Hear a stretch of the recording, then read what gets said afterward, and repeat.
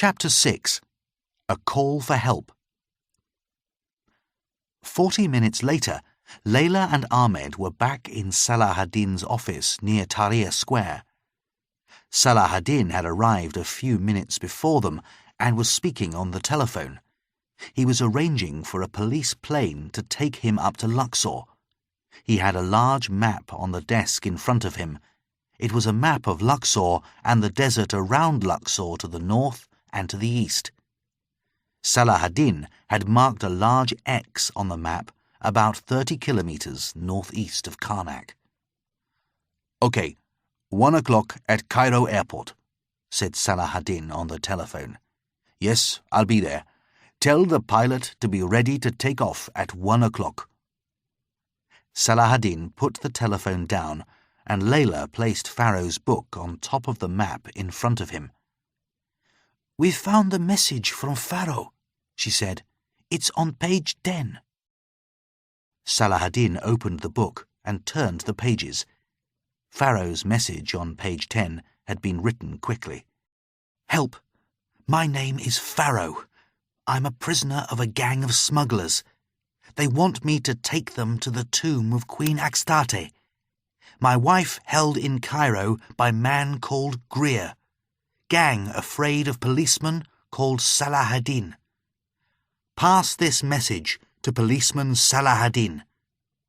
Queen's tomb 30 kilometers northeast of Karnak, between Snake's Head and Sitting Man. Don't open tomb. Great danger." So I was right. The news report in the Sunday Times was a message, and it is the Amsterdam ring. Jan Greer is a well-known criminal. He is wanted by Interpol for smuggling and murder. Salahaddin stood up. He walked over to a wall which was covered with a large map of Cairo. "I'm flying up to Luxor at 1 o'clock, he said. "Layla, you and Ahmed will have to find Pharaoh's wife." "Cairo's a big city," said Layla. "It won't be easy to find her." Salahaddin pointed at the map of Cairo. "Christine Pharaoh is being held by the Amsterdam ring. They're all Europeans, and she's English," he explained. "They are foreigners here in Egypt. If they are holding the woman in an Arab part of the city, someone would notice them.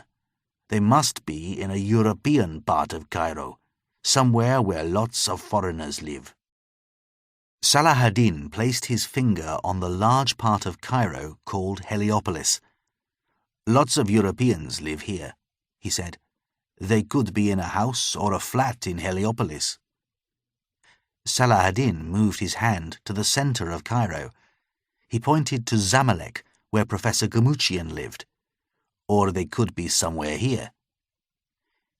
"The men who own the small shops in the streets, they will remember if they have seen any strangers," said Ahmed. "I'll send my policemen to the European parts of Cairo. They'll ask the shopkeepers if they have noticed any strangers in the last week."